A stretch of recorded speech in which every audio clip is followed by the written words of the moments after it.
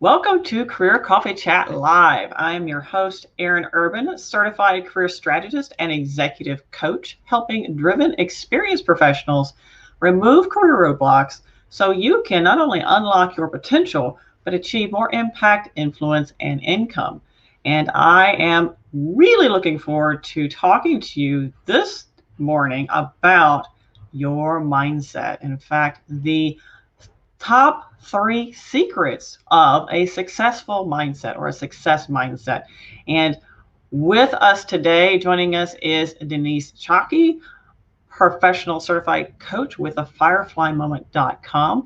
What we'll be talking about today is how your mindset drives your life outcomes, whether that be your career or anything else in life. In fact, your mindset is the key identifier to what your outcomes will be. And we'll talk about, number one, why that is, how that works, and how you can leverage just minor adjustments in your daily schedule and in your internal narrative to make sure that you get the outcomes you want in your life, your profession, your career, and maybe even landing that job that you want. Yes, this also works for job seekers.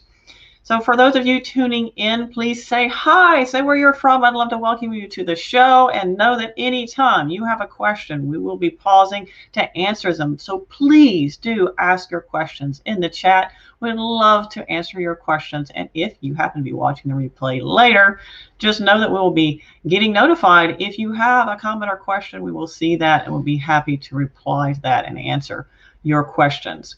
Now, if you aren't familiar with Career Coffee Chat podcast or the live show, which is what you're watching right now, my name is Erin Urban. You can find more about me at coachyurban.com. Don't forget the podcast is on all the major channels, and I have, a book coming out in January, Elevate Your Career for More Impact and Influence.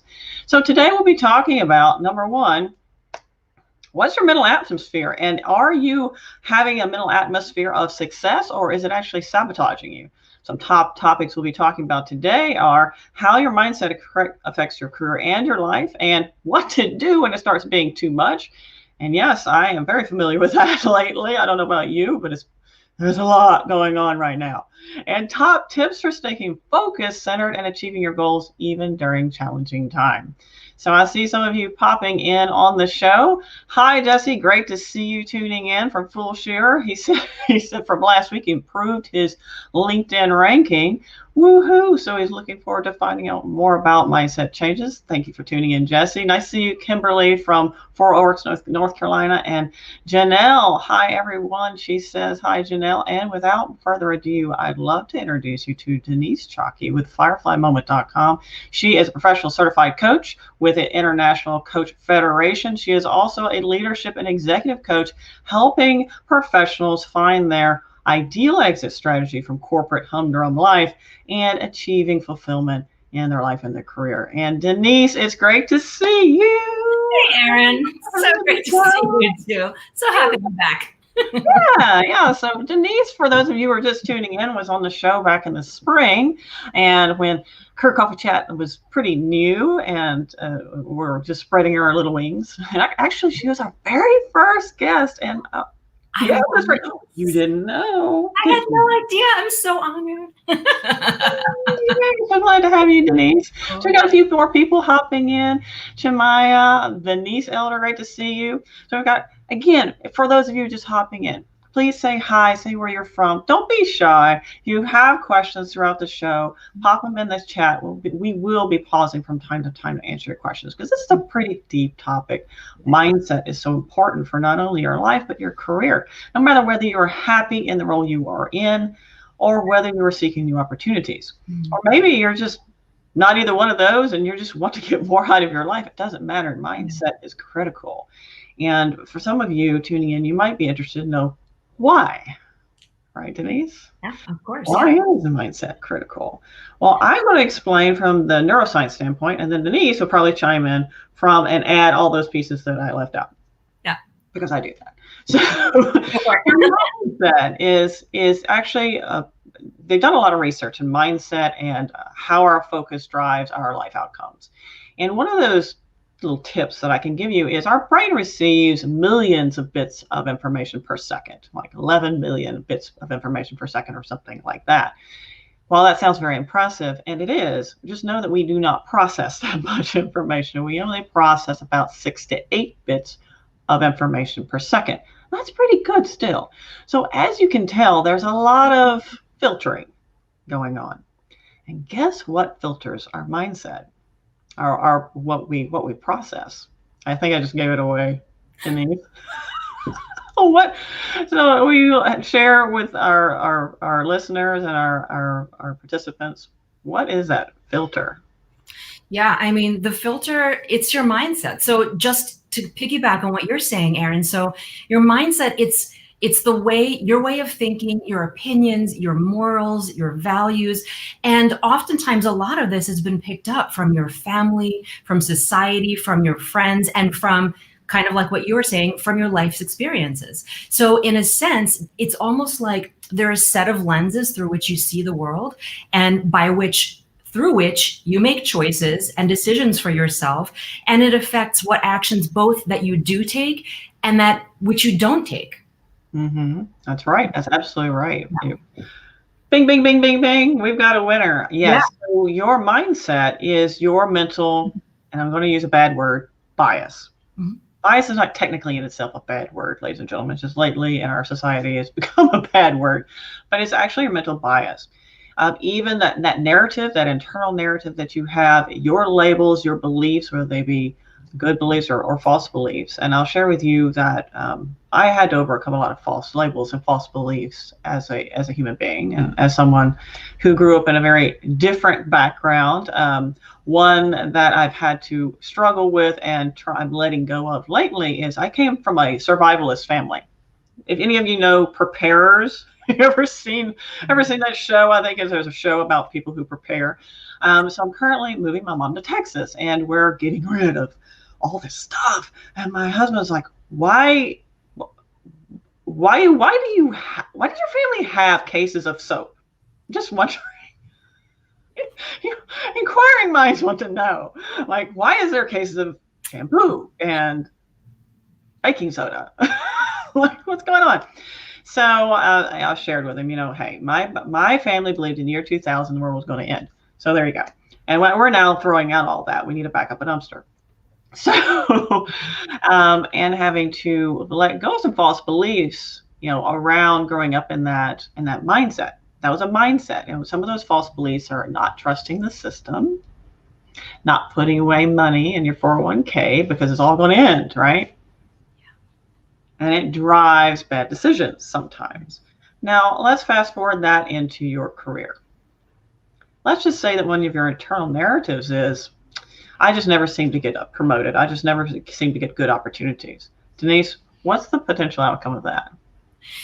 I mean, here's to take this off on a little bit of a side tangent and come back to what you're saying. So here's the thing about mindset is that, we gave you a description, a definition of what mindset is basically. And so when you think about how it is that you end up taking an action, first it starts with a thought or a belief or an idea that you have, which is your mindset, right? So imagine that you have some sort of a thought, like, what was the thought you said, Erin, just now? It was, I'll never get opportunities. I'll, never get that great job or whatever, yeah. Right? So imagine that you have that thought in your head. I'm never going to get a good job. I never have opportunities. So first, when you have a thought, that thought is going to create some sort of a feeling or an emotion inside of you. So imagine now, if you have that thought, I never get good opportunities, what is it that you're feeling inside of yourself? Are you feeling angry? Do you feel helpless, like you have no choice? You have no agency in your life? Do you feel anxious? Then, based on what that thought is and what that feeling is, you'll take an action based on that. So if you're thinking, I never have opportunities, and you're feeling really pissed off about it, or you're feeling really just stressed, what is the action that you're going to take? Maybe you get really pissed off at your boss. Maybe you get passive aggressive at work because you're so angry. Maybe you just don't speak up in meetings because you're afraid of speaking up because you're in this stressed state, this anxious state. And so the reason why mindset is everything, Erin and I were talking before about how mindset is everything, and you may hear that all the time. It's because, I believe it's because of this cycle. Thoughts create feelings, which create the actions that you take. So to change the actions, you need to adopt a new empowering thought, which will then create a new feeling, which will then create a new action that you take. So just one last piece of that, like imagine if instead of thinking, I never have opportunities, you instead adopted, because here's the thing too, there are fear-based thoughts or stressful thoughts, and there's also conscious-based thoughts, which are energizing, right? So a fear-based thought would be something like, I never get opportunities, this sucks, I hate my job. But if you take that and you think of a new thought, which is more of a conscious-based thought, like one that you're intentionally choosing to adopt, one that's more energizing, that fills you up, right? Then that might look something like, what action could I take? What's one action that I could actually take to create an opportunity for myself? Where have I not seen an opportunity in my life that I've been missing? Or it could be something like that, which feels way more empowering. I would suggest, I think it feels way more empowering than the, oh, my job sucks thought, right? So then if you're thinking a more empowered feeling, right? Then what is the action that you're going to take based on that? You're feeling a little bit lighter, a little bit more creative, and you're actually from that place of thinking this new empowered thought and feeling this more energizing feeling, you're going to see some new possibilities that were closed to you before because you were just locked with your blinders on of being angry or stressed or anxious. And so shifting your mindset, i.e. adopting a new thought, is going to change the feeling that you have and the action that you take. Okay, Erin, back to you. No, I love it. I mean, that's such a succinct synopsis of actually what happens. And also, and let's just say you're looking for new opportunities, for example, and you've got the mindset. And here's the thing: when you're in transition, it's very easy because we link our sense of self-worth with having a job, which is nothing to do with one another, by the way. But in our culture, we tend to do that.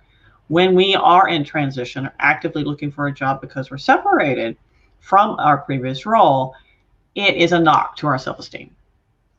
So we're dealing with that, which is already setting up the wrong mindset, the wrong emotional register, and setting up this feedback loop and this internal narrative that's not conducive to you finding new opportunities. So what happens is when you're in that state and in that emotional register and in that mindset, when an opportunity presents itself, you may end up passing it over because, oh, well, I'll never get that. I'm not qualified enough, or I think I have to check all the boxes, or whatever that is, you may pass up an opportunity because of that negative narrative, that negative self-talk. And just share with me, for those of you who are tuning in, by the way, hi, Christine, great to see you. Rosanna, Alan, Phil, all great to see you tuning in this morning. For those of you who are tuning in, please, just pop in the chat. What's a negative self-label or a negative self-belief you feel is holding you back, whether that be in your career or in your life? I'd love to hear from you and what that might be if you feel comfortable sharing that. So what's interesting is you're absolutely right, Denise. Your mindset sets the emotional register, establishes the actions, and establishes inaction too. Exactly. Our brain will ignore because, remember I mentioned earlier, we receive all this information, we only process a certain amount, and the filter by which that determines that filter is our mindset. Yep. So if you need proof of this, if any of you have been in the market to purchase a vehicle, right? What is that vehicle you see suddenly everywhere, right? My husband purchased a Toyota Tacoma, and he's like, there's one, and there's one, and there's one, and there's one. Well, first of all, yes, they're everywhere. And yes, now they're everywhere for him because that's what his brain has been told to look for. Now, here's the scary thing. Denise, I'd love to hear your thoughts on this. Yeah, sure. So let's just say we have a negative internal narrative, a negative mindset, a negative emotional register. We have decided XYZ is true and it's a negative thing for us and self-sabotaging. What else does our brain do? Our brain, when we've established a bias, will look for proof that bias is correct. And what's interesting is research has proven that even in situations where you have obvious evidence otherwise, your brain will naturally try to defend your own bias. Ew. How scary is that? And what can we do about that? It's interesting because that kind of goes back to what I was saying, where you can have a fear-based thought or a conscious-based thought. So you're absolutely right. It's definitely true. I loved your point about the cars, because we've all been there too. Whether it's you're going through a breakup and you see your ex's car all over the road, or you want to buy a car, or whatever it may be, your brain you are gonna notice things, and it is going to be things that support your story, the story you have about what's going on, based on the so-called lenses that you have on yourself, based on how you're interpreting situations. And so that can be scary. But then if you think about how to make a more conscious-based thought, to change it from the scary to something that is more energizing and empowering for you, you think of what is the actual situation you're looking at, and try and figure out if you can sum up how it is that you're feeling and thinking into like one sentence. Like maybe it is like, I don't get any opportunities because I'm not skilled enough for what I really want. Or I'm really not ready to apply for a new job. My resume is not in order, or whatever it might be. Think of what that core thought is, and then consider what would be, like, consciously, actively choose a new empowering thought that can get you to where you want. Like oftentimes that will be in some form of a question, I think, or it could be like, what could I do to update my resume? Do I need some support with that? Or what kind of new skills might I need to get that job that I want? Or what kind of connection do I have that I'm not utilizing? Oftentimes, if you have this negative thought, you can think of an empowering question, a question that'll start maybe with like what, or how, or why, or it could be maybe even when, just something that's going to get you to think and be curious. Because that's a big part of it too, to get out of those feelings of feeling angry, stressed, anxious, helpless. It's like you want to open up the blind. I know I keep doing this visual because I always think of like the horses that have the blinders on them. This is just what comes to my mind. So it's like, imagine like taking those blinders off. When you can calm down those really turbulent, stressful emotions that you're feeling, that's when you can then suddenly get in touch with your inner wisdom. And it's like your perspective broadens. You're able to see opportunities and options that weren't there before. And so let yourself go there. Let yourself tap into that. Grab onto or create for yourself a new thought. You can do that.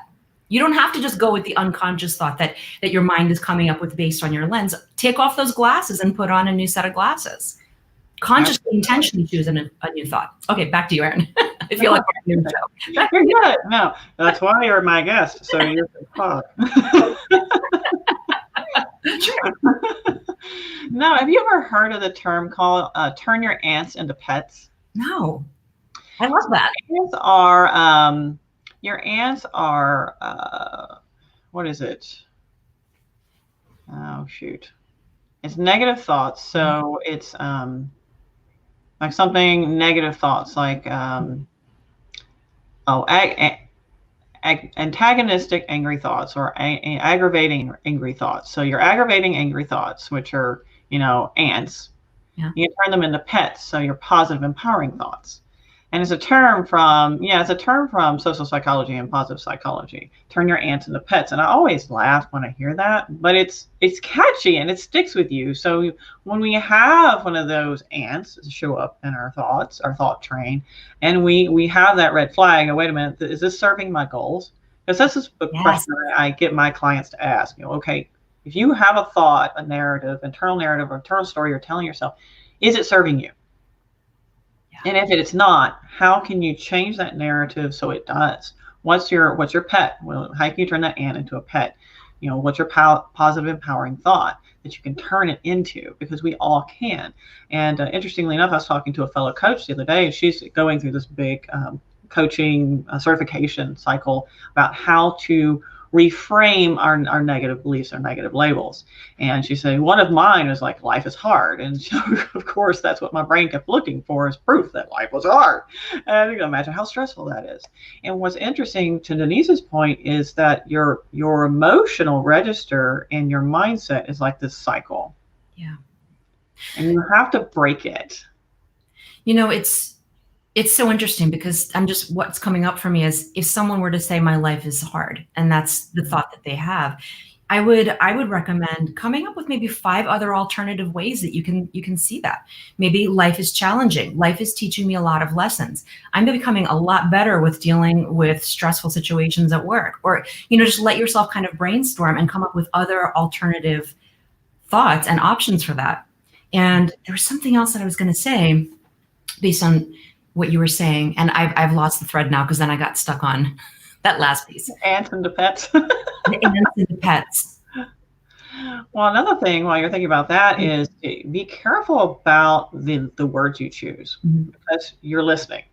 And whatever narrative you express cements even more in your brain. So take, for example, in goal setting, when I was going through my certification class with E. Cornell in leadership psychology, one of our first courses was about goal setting. And I'm thinking here going, okay, here's arrogant me. I'm a project manager. What are you going to tell me about goal setting? And of course, I learned a lot because it's from a psychological standpoint around goal setting. And one of those things is when you set a goal, if you articulate it, even just to yourself, you're much more likely to achieve it. Yeah. Who knew? So be careful what you articulate and even what you say in here, and be careful what words you choose. Yeah. Choose is statements. This is what we do all the time. Yeah. When we're stressed and anxious, we're like, it will be better. It will be better. Everything will be okay. Everything will be okay. Okay. The problem with that statement is will be. Yeah. Sometime in the future. Yeah. We haven't defined when to our brain or to ourselves or to anybody else. So it continues being out there somewhere. We need to bring it here and use is statements. Everything is okay. Yeah. Putting it in the present tense. Put it in the present tense. Make it now. Because another thing about mindset and the stories we tell ourselves and our biases, mental mindset, is whatever that narrative is, it's like a script that's in your brain, and it creates synapse alignment and neural networks that create the feeling, chemical release, and perpetuate that loop thinking in your brain. So actually there's neurons that fire together, wire together. So we have to be careful which neurons fire and wire together, and also know the opposite is true. So if you are no longer thinking that way or having that certain routine or habit, you can break that neural network and have new neurons thanks to neuroplasticity. Totally. So I know you act on a bit. Yeah, no, and that goes to, the more you, if anyone is, if you're familiar, viewers, watchers, listeners, to neural pathways, that's what it is. It's like imagine that there's a path in the woods and you keep walking down that same path over and over and over again. Well, the grass isn't really going to have a chance to grow there. The path is just going to get deeper and stronger and more defined, right? It's just going to become the path. But then as soon as you start, imagine then you're walking down your path and all of a sudden you see a little hint of a path over there to the right, and you're like, what's over there? What's down that path? I've never been there before. I'm going to try taking that path. So then you take that path. And all of a sudden, imagine you're walking in this new direction. You're going to see flowers maybe that you haven't noticed before. Maybe there's some beautiful trees coming up. You're going to see different things that you haven't seen before. And you're like, this is beautiful. This is amazing. I'm going to keep taking this path. And so then as you keep taking that path, the grass that's on the path, that's going to get worn away. That path is going to get stronger and more defined. And then you've neglected going down the other path. So that one's going to start to grow over. The weeds are going to grow over there. So this is how you start weakening the old thought patterns that you have and create new ones and stronger ones. It's by consciously making that choice of choosing a new path.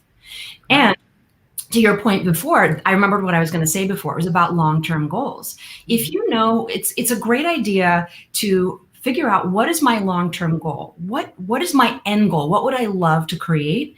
And then oftentimes I suggest, as you're making decisions for yourself, because also this is all about making conscious and intentional choices connected to who you are, what you want, what success looks like for you, right? So you get to choose what kind of a thought you have, and then think about, if I take this action step, right? You have a thought, a feeling, you take an action. Will this action take me closer to or farther from the long-term goal that I set for myself? Okay. And I think that's a really great way of staying focused. I mean, today, let's face it, we're all so busy. We have so much stuff going on, even during the pandemic. There's so many things we need to take care of. We just don't have enough time or energy for that. So it's really important to prioritize. So know what your long-term goal is. I'd love for everybody to walk away with this, with knowing what their long-term goal is. Maybe it's to find a new job. Maybe it's just to create a stronger motivation for yourself in your current job, whatever it might be. And then think about, as you're making choices, is this choice going to take me closer to my long-term goal or farther from it? And by doing this, just this simple question can take so much mental energy. Oh, I don't know, but if I do this, then X, Y, and Z. If I do that, then X, Y, and Z. But you can really just boil it down to this one question. I feel like it helps so much. Mm-hmm. Yes, that does. It helps simplify it. And when I was taking that course, I also talked about leveraging simplicity and create pre-programmed habits to help ourselves achieve goals. Mm-hmm. Take, for example, if we create like morning routine mantras or something like that. And a lot of people are like, oh, that's just fluff. And I would have to argue that I was in that camp too, and it's not fluff. It actually, what you tell yourself is a belief structure you're creating. Yeah. And you have to tell yourself whatever it is you want to create in the right emotional register. So if you say, yeah, that's the key. So if you say, oh, I'm so thankful for the success I have, and you feel stressed when you say that, your brain is going to be looking for situations where you're successful and stressed. 100%. And I was going to say to that point, if you know, there's a lot of people who they do affirmations or they set mantras, but to your point exactly, Erin, I think it's one thing if you're just saying it and thinking some sort of a miracle is going to happen versus if you really believe it, if it's something that you really let yourself feel into what that would feel like. This is how you can start getting into it. Like, what was the example that you just gave? Do you remember? Oh shoot. I was gonna go off on that, but like, let's just say, oh geez, I'm blanking up. Like, oh, I am successful as opposed to I am successful, and then you feel really stressed while you say that, and then guess what? You'll be successful and stressed. Yeah. So to go back to what I was saying before with the creation cycle, it's like, think of that. Like, I am successful, and then feel what that would feel like if you are successful right now. What does that feel like to be successful? Maybe you have the free time to spend with your family. Maybe that means you have extra disposable income to be able to, once this pandemic is over, take a vacation or whatever that might be for you, right? Like, what does that mean? And then how does that feel? How would it be to be able to spend that time with your family? How would it feel to be able to take that vacation to this dream place that you want to go, this amazing spot? And then based on that thought, like, I am successful. Wow, it feels so great to be able to spend this time with my family, and I'm planning this vacation. It feels amazing. And then what action does that lead you to take right now? And so it's almost like you're reverse engineering it. It's like the actions that you're taking now are going to lead you to this long-term goal that you have, which is that initial thought, which now we're coming full circle, goes back to mindset and why mindset is so important. Right. Absolutely. It's deceptively simple. Human beings love to overcomplicate things. And I'll also say that we have so much going on in our lives. And I know I do. I know, Denise, you do. Share with me, those of you who are tuning in, what's your goal and what's that one step that you can take, that one first step that you can take to start on that journey? Because achieving anything is a journey. And I encourage you along the journey, don't just think about the end point. Because it came to me a couple of weeks ago, we spend our entire life focused on this end goal. I want to retire with a certain amount of money in the bank or whatever it is. And that's fine. There's nothing wrong with that. However, we forget to enjoy the journey along the way and be present.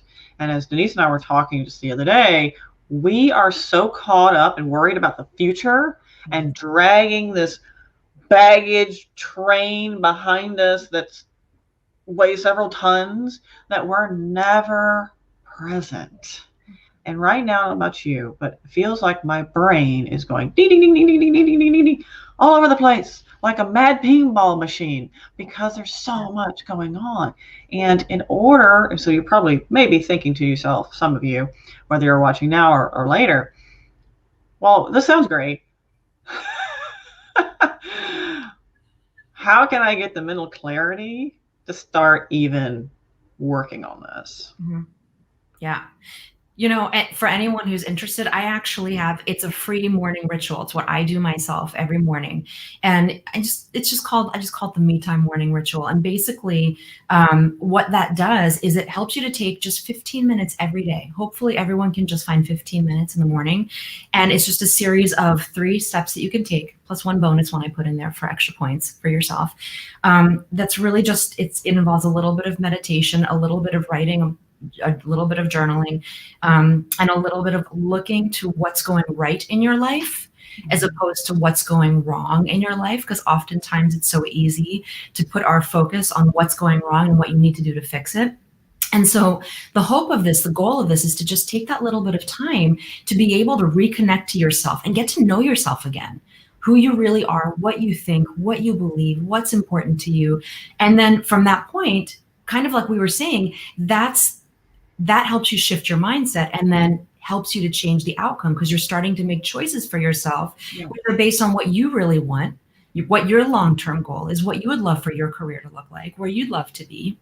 And then and going back to what you were just saying a second ago too, Erin, oftentimes we're so focused on getting to the end goal, but the thing is, you get there one step at a time, and it can feel so overwhelming to think about making a huge change.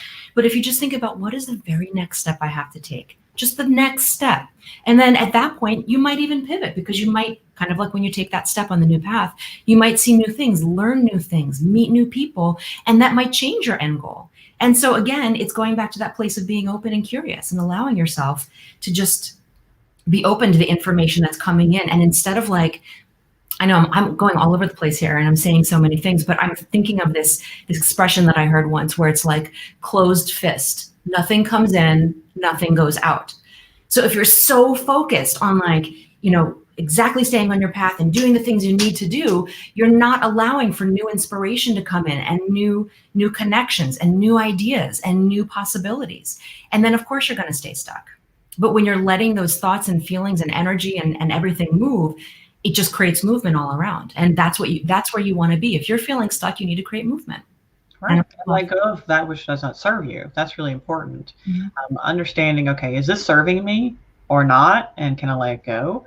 Because we hold on to a lot of worry and concern about things we cannot control. Yeah. I see it all the time. If any of you are on social media at all whatsoever, you see it in other people as well. That they focus on things they can't control. Now that doesn't mean you don't care about it, but also you can choose where you put your energy. Because wherever you put your energy is where your mindset will be focused on, where you'll start writing those scripts around that. So be careful where you put your energy and what can you let go. And if you have time, and I personally take 3 brain breaks a day. Now, Denise, you mentioned a 15-minute morning ritual. And by the way, the link to that is in the event description. So please do check that out. It's really useful. I take 3 brain breaks a day. I take one in the morning, about mid-morning, about 10 o'clock. I go out on the porch, maybe I take my energy bar, and I just don't think about anything. Yeah. Nothing. I press pause because, for several reasons. One is to make sure that my mindset's clear and on the right path. I have the right emotional register. Am I in the right mental place to perform at my highest level right now? Also, what can I let go of? What am I starting to get the tense shoulders about? And what can I let go of? What can I breathe out and just let it go? Like fall leaves, just let them go. Let them fall into the wind. Just let it go. What can I let go of? And also from a research perspective, they found out that if you press pause and try not to think, that's one reason why yogis talk about the power of meditation and mindfulness and all this. There's a good reason and scientific reason behind that, because when you allow the brain to not think, no structured processing, you're releasing your task positive network.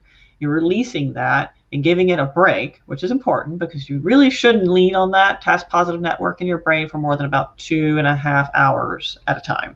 Any more than that, and you will start to experience a low-grade burnout. Your productivity will start to decline. So you need those breaks.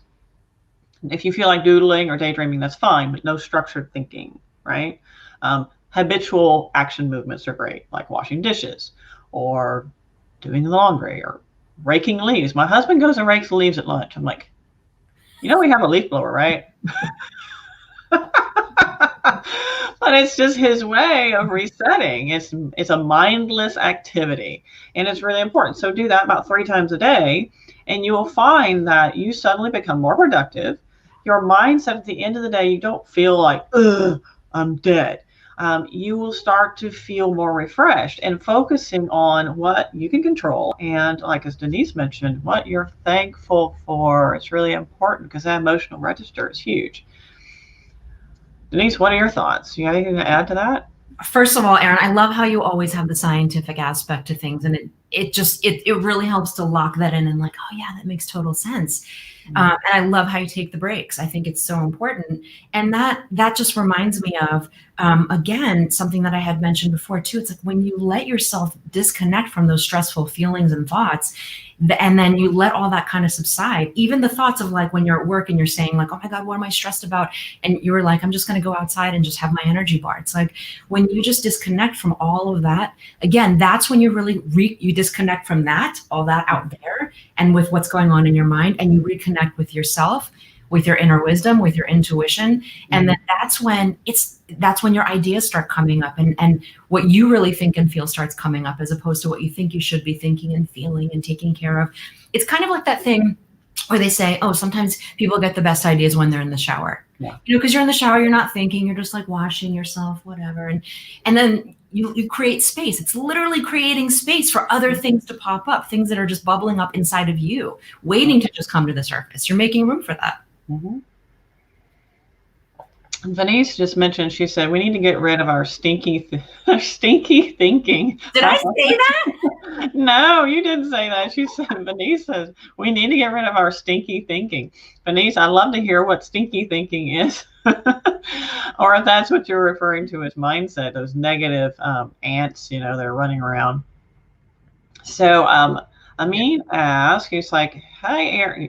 He apologized. He said, oh, I meant Aaron. I know. You're fine. You're fine. If I had a dime for all the time people spell my name, you're good. When will your book be available on Amazon?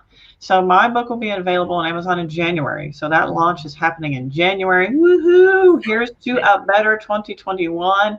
Please do get in on the launch party. That link is in the event description as well. Go to UpSolutions or coachyurban.com and go navigate to books, and you can click the launch button, become a part of the launch party. There'll be tons of prizes, free giveaways. We'll be having a big party. It'll be the best New Year's party ever. And I'll be releasing, I think it's the last week of January. We're still trying to figure out whether it's going to be mid-January or last week of January, but it'll be in January. So yay, yay, yay. And by the way, in that book, we talk about mental atmosphere for growth. Yeah. So having an atmosphere for growth in your mind is so important. And when Denise, something you said about that closed fist, nothing in, nothing out, and that's what we call fixed mindset. So that fixed mindset thinking. And when we have a fixed mindset, we're just staying in that same rut, doing the same thing over and over and over again. Even if it's a positive thing, a little bit of new is not a bad thing. Because what we're doing when we're in this state is we are not encouraging neuroplasticity. And neuroplasticity is our ability to create new neural networks and new neurons that fire and wire together. If you can do that up to an advanced age, it doesn't stop at childhood, in fact. And even pruning, which is when you no longer have that neuron, fire and wiring together, so it's an old habit, you no longer do it, the brain prunes that. It does happen even in adulthood. So leverage that to your advantage.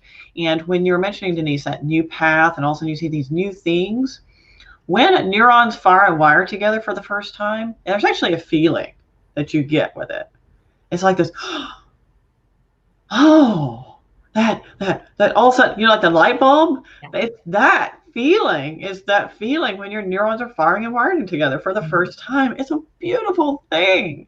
So I encourage you to perpetuate that. Who wouldn't want more of that feeling? Right, exactly. It's a great feeling. Let yourself go there. Yeah, if you have any other questions as we were tuning in about mindset, if there's any ants that you'd like to get rid of, or you have a question, maybe there's something you're stuck on, you're not quite sure how to get around it, and you feel comfortable sharing, feel free to pop it in the chat. If you're not comfortable sharing in public, no problem. We're both available via email, so feel free to reach out to us directly. So Denise, I know you have some more interesting information to share. I know that's probably not all we have to talk about when it comes to mindset. It's certainly not all. And what's interesting is our bodies will fight to keep normal. Yeah. Yeah. So what does that mean? Well, when you have a habit, it could be anything from eating the wrong foods to thinking the wrong way, or some of you know, and type it in the chat if you know what I'm talking about. We have those people in our lives that when they call us or send us an email, our feelings like, oh God. All they do is complain all the time. It's just like this verbal vomit. Yeah. Yeah. And when we think to ourselves, probably like, why don't they see like how bad that is? And or those people that just keep experiencing the same thing over and over and over again, they can't ever seem to get past it. And we're like, oh my gosh, what's going on with these people? Well, we have to keep in mind that any emotion is a chemical. So basically, we're a big bag of chemicals walking around. So any emotion is a chemical, and that chemical is released in our body. It's the emotion that we feel. And your body will become used to a certain mix of chemicals, good or bad. So yes, you can be addicted to stress. Yeah. You can be addicted to anxiety. And actually, for the most part, I think I'm out of it now, but it took some really intentional work. I was waking up anxious every morning. And I don't even use an alarm clock, but every morning I would wake up anxious. It'd be like that gut churning feeling, and I would just wake up and it's just gut just hit me. And I'm like, oh, what is wrong with me? First I thought it was my stomach. Yeah. But it was actually anxiety. So I had to do a lot of focused work every morning and be intentional about letting that go, focusing on my mindset. So even before I got out of bed, Denise, I was doing your mindset ritual. I love it. I didn't get out of bed yet. And it took a while. It took about 2 months, about 60 days, but that's about 66 days, about how long it takes to either create or break a habit. And since then, I've been better, which is good. Where was I going with that? So I think you're talking about anxiety and stress and how kind of like we've been talking to it. Yeah. And we've been saying this whole time, Erin, oftentimes there's the difference between letting, having a custom set of lenses on and then choosing to make a different choice and being conscious about it. So I see that a lot of times where a lot of the work that I do with people, it's based on these 7 different levels of energy or consciousness. And the lower levels are really catabolic, which means they're really stressful, they're heavy, they're restricting. And they are the feelings that you have with it are anxiety, or that feeling of like you have no agency over your life, or stress, or it could be anger. And the thing is, especially when you're in those lower levels, it's like, imagine that you're stuck in feeling like you're helpless, right? And that level, the very bottom level of this work, it's called the victim. It's just the name of that level to describe what that feeling, that thought is that you have when you're in this level 1 energy. Not to get too deep into that, but the point is that oftentimes when you're feeling like you're kind of helpless and you can't make a change, oftentimes it's like you want people to help you out, or you're looking for that, you'd like that. And so I find people, it's very, very easy to get stuck in this place. And by the way, we've all been there. We all pop into there now and then. But if that's kind of like your MO and you're used to operating in that place, it can be very, very hard to switch out of there, because kind of like what you're saying, where you get addicted to those feelings, it's like you become really accustomed to having people taking care of you and giving things to you. And so it's very disempowering. It's like then you keep yourself stuck in this place, and you don't even really know or even think that you're able to make a different choice for yourself. Right. And so to that point, actually, the opposite of that, the way that I find to pop out of that really stressful, anxious place, and actually anyone who's listening and watching, think about it. If you're feeling really stressed or anxious about something, oftentimes it might be because you feel like you're out of control. You don't have control over what's happening to you in your situation, or you're not happy with where you are. So what would be the antidote to that? The antidote to that, I would suggest, is to think of one thing, one area, again, one little step that you can take over which you do have control. And just that action of empowering yourself to make a change that you are able to do it, it starts feeding you a different kind of a feeling. So no longer that feeling of like people are doing for me and helping me, and getting like, oh, you poor thing, like that kind of energy in. But it's starting to build that muscle of you can make change, right? And so this is kind of almost the reverse engineering again. It's like, if you take the action that you want to take, that you're empowered to, that you know that you have the choice to make, and then how does that feel? You feel a little bit lighter. You feel like you get a little bit more confidence. You have a little bit more energy. And then that leads to a thought perhaps of like, wow, that was great. I can do that again. What else can I do? What's the next step? Right. And so we're always going back to the mindset, Erin. I mean, but it's true. It's very easy to get stuck somewhere. And I'm a broken record because I just so believe in this. Everything, it's all about becoming intentional and conscious about what you're thinking, what kind of choices you're making, and then choose to do differently. You can do it. You really, really, really can do it. And you can make a change to your career, to your success by changing, adopting, as we said, a new empowering thought, and then seeing what feeling that creates and what is the new action that you're going to take based on this new thought and this new feeling. Right. Yeah. Some people avoid risk taking. For example, in the job search, they may not apply for a certain job because they're like, oh, I can't check all the boxes. Okay. Well, technically, behind the scenes, you don't want to check all the boxes necessarily because you want to leave room for growth and a stretch goal, right? Because if you're a hiring manager and you're looking at someone who has a check all the box resume, probably not going to reach out to you because they know you're going to get bored. But because we're operating in a place of fear, and more that lower level energy, as you mentioned, we're operating in a place of fear. We're worried that, well, if I don't check all the boxes, then I might not get the call. Well, in fact, you're actually self-sabotaging, but you're not giving yourself the opportunity to realize that you can do it. And so that's just one example. But we do this all the time, and we self-sabotage all the time. Yeah. And here's the deal. It's unconscious. We don't even realize it. So by becoming more intentional, to your point, Denise, taking those few minutes a day, there's not many minutes, just a few minutes a day to say, okay, what do I need to achieve? What's that one action I can take today? Is there anything that's roadblocking me? Is there anything standing in my way? Do I need to cognitively reframe anything? So is there a negative, there's a negative narrative going on in my head, or do I have a negative belief or something that's a sabotage belief? Can I rewrite that? Can I rescript that? Can I cognitively reframe it into something that's more empowering? Can I turn that ant into a pet? So there's lots of different ways. I know, it's so funny, isn't it? There's a lot of different ways to overcome it. And know this.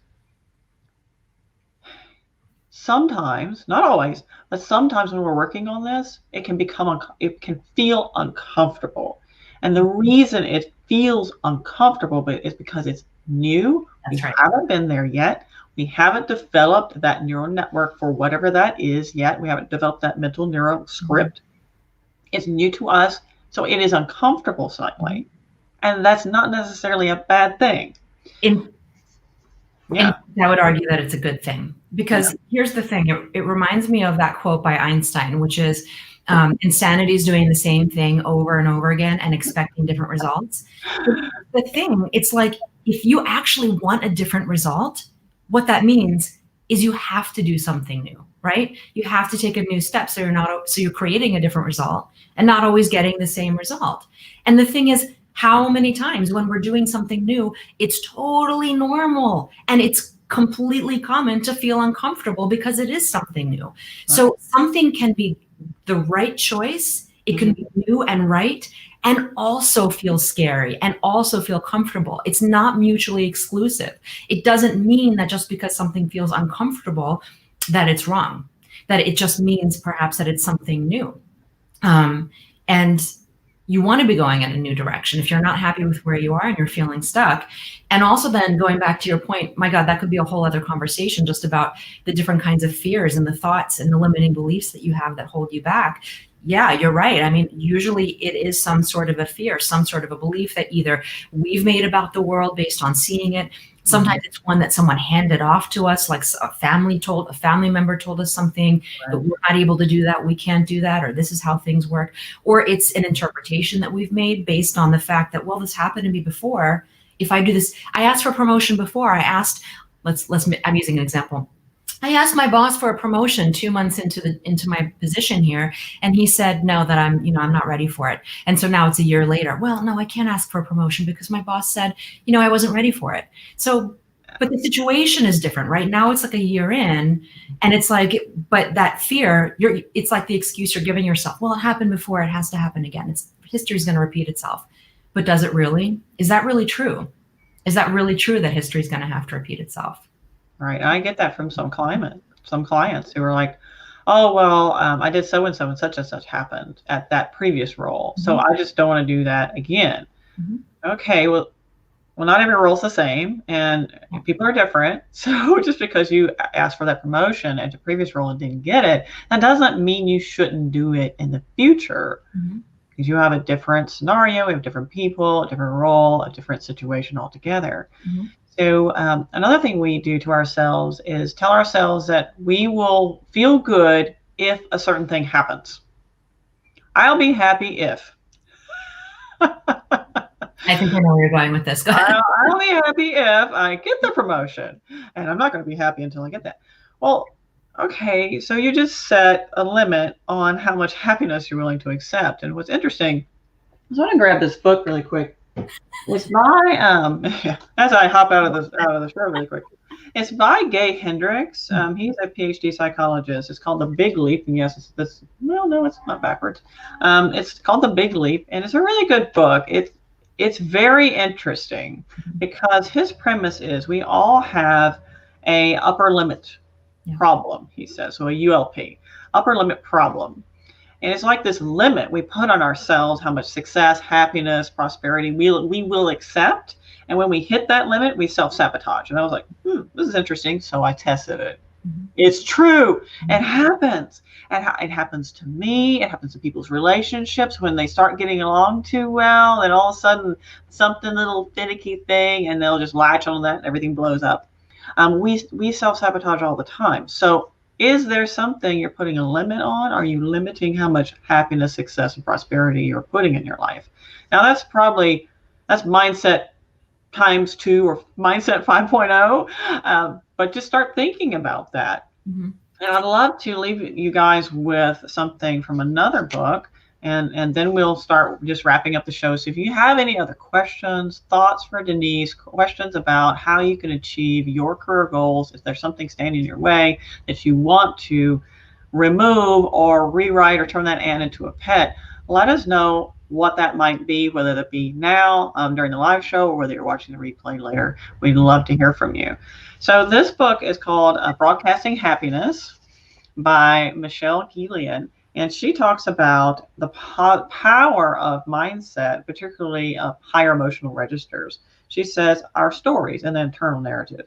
Our stories are predictive not only of our happiness, but also of our business, educational, and health outcomes, including engagement, intelligence, energy, and profitability. She says new research from the field of positive psychology and neuroscience shows that small shifts in the way we communicate internally, so that internal narrative, and with others, can create big ripple effects across business outcomes, including 31% higher productivity, 25% greater performance ratings, and 37% higher sales, and wait, also 23% lower levels of stress. Amazing. It's pretty awesome.